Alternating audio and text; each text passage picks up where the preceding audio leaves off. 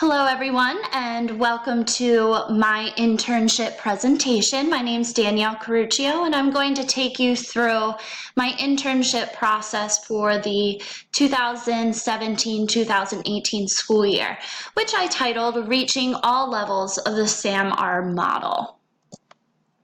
So I'm just going to give you an overview of my internship. Overall, the goal is to facilitate a technology integration environment in my school and really allowing all teachers to reach all levels of the SAM-R model. After looking at some problems in my school, I see that most teachers are still in the substitution and augmentation phase of technology use, if they're using technology at all. So my goal is to really help them to reach that modification and redefinition level in their technology implementation. So if you look on the screen, you'll see I have my internship objectives. And first, I want to lead the teachers in choice professional development sessions based on a survey that I have sent out to them to enable them to reach the higher levels of the SAM-R model, as well as for students to then comfortably use those technology tools that the teachers have learned about throughout this process. So in overview of what you're going to hear about with my process, we really focus on the current strengths and weaknesses with my teachers with a survey monkey that was sent out at the beginning of the year. We chose some technology tools, myself and my stat teacher, mostly facilitated by me, but I wanted to get her input as well. And those would be integrated in two separate choice technology professional development sessions where I would lead one of those in the first session as well as one of those in the second session. And really the goal is to have some follow-ups as well, whether it be small group or one-on-one.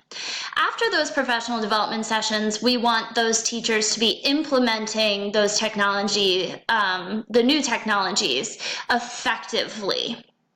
And really I want to serve as both a leader, a facilitator, and as well as a guide through their implementation. I want to be there for them to not only present, but to follow up and see how it's going and continue that process throughout the entire school year. I want teachers to really know about the SAM-R model. They have that background knowledge, but I really want to keep letting them know that I'm going to help them reach those higher levels and make them feel more comfortable. And really, finally, I'm going to be assessing through the process, adjusting my professional development techniques based on my teachers' needs.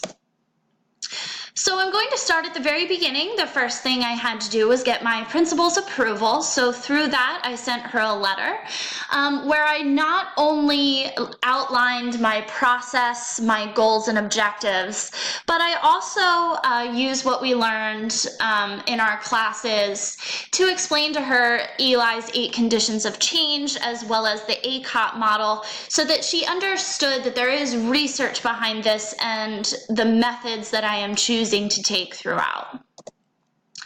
So then it was time to determine my focus. So in the fall, I sent out a survey monkey that really just kind of outlined how teachers were feeling about professional development. So I asked questions such as, what time of day or what days of the week do you prefer your technology or any professional development? What do you need in regards to math, PD, as well as ELA? Maybe I could weave that in with my technology. Of course, my focus question, as you see on the screen, is to see their comfort level with various technologies. And you only see a few, but there were about 8 to 10 technologies listed.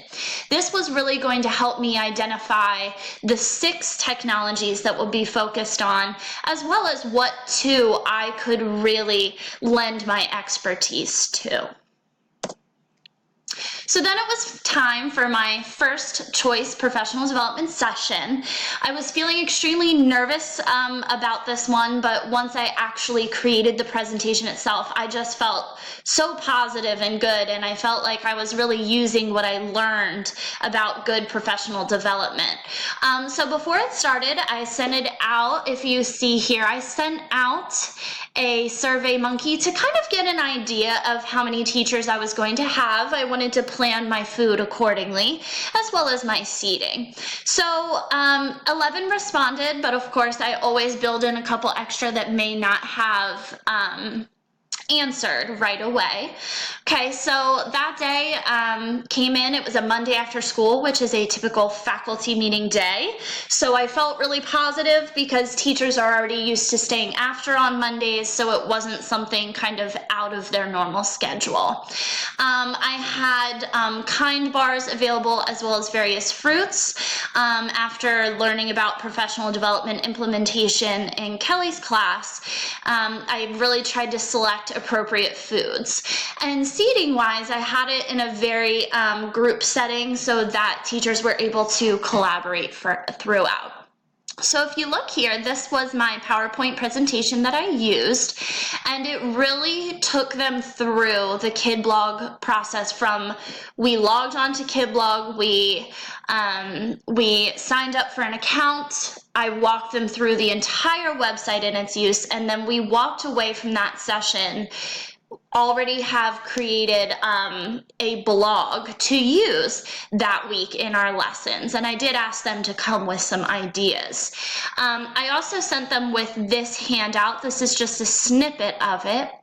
Of some blog comment starters. Sometimes teachers aren't sure how to teach their kids how to respond to each other appropriately.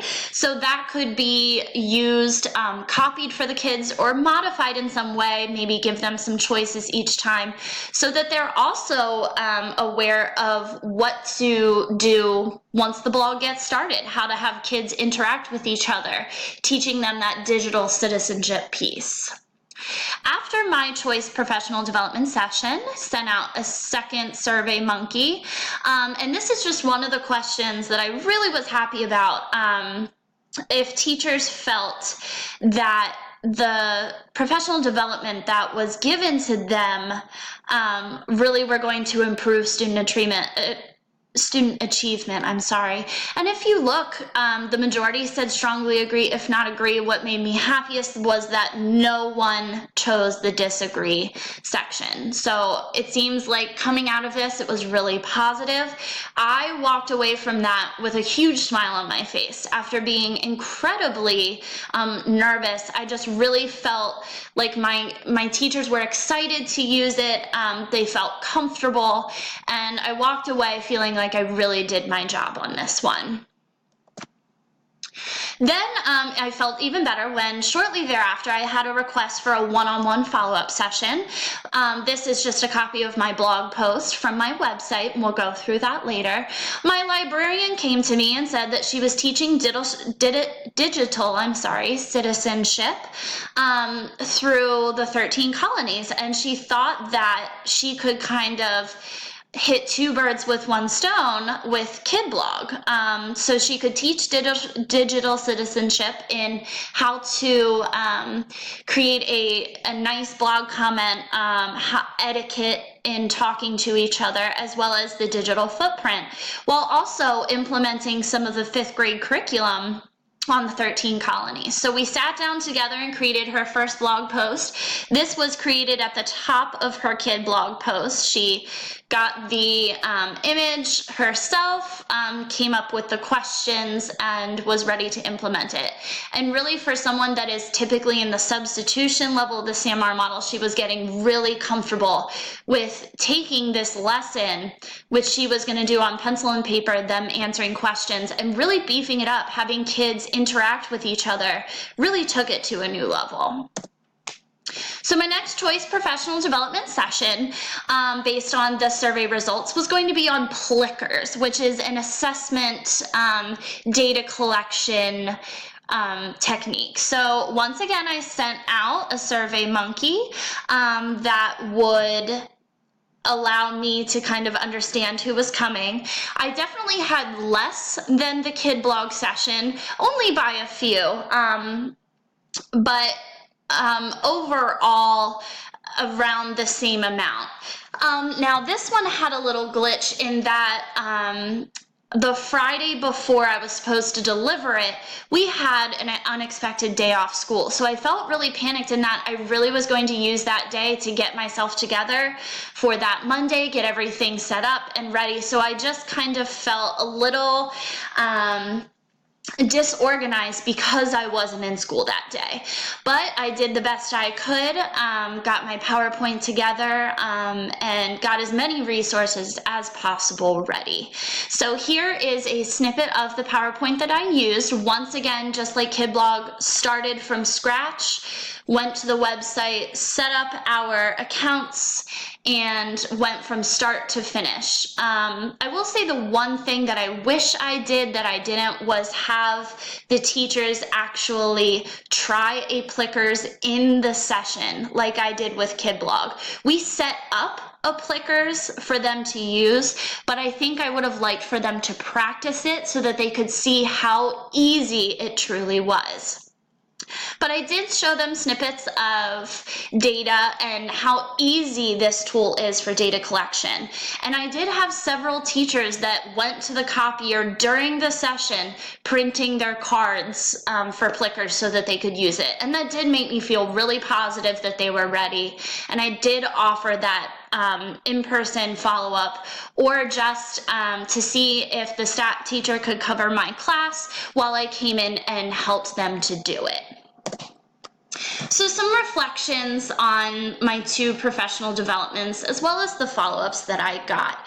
I felt extremely good about the KidBlog presentation. I can't say that I felt as good about Plickers, but I still felt like I really did my best and used what I learned about professional development to deliver to my colleagues. I do think that in the Plickers session, I should have had them practice with each other. I was a little worried about how well that would work because it's really easier to practice with an entire class. But going back, I think that through what I've learned, practice is always really essential. But I did feel great in that every teacher walked away from both sessions with something to use the next day or that week. Within the week, they walked away with something ready to go. They just had to be the ones to do it. I felt like they were engaged the entire time. They were willing. I will say that KidBlog, I had a little trouble with some glitches during the professional development, as well as some teachers emailed me after. But that's why those follow-up sessions are so powerful. They sent me, actually one of the teachers after the KidBlog session sent me an email the next day asking about a glitch, and I was able to go to him right away and really fix that and get him back on board.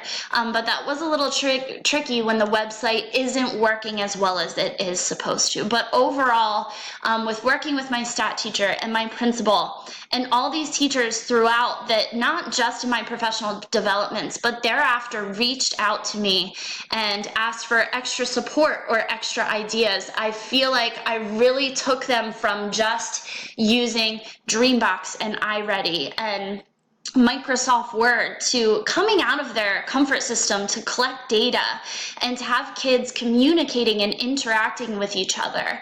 I even had teachers that were ready to see if they could KidBlog with students in the similar grade in other schools. So I just feel like it was extremely successful. I got my teachers to those next levels ready to go. So for the next part of my presentation, I'd love to walk you through my internship website so that when you go there, you kind of know how it's set up, how it's laid out, because that's really going to give you a step-by-step picture of how I went through this process.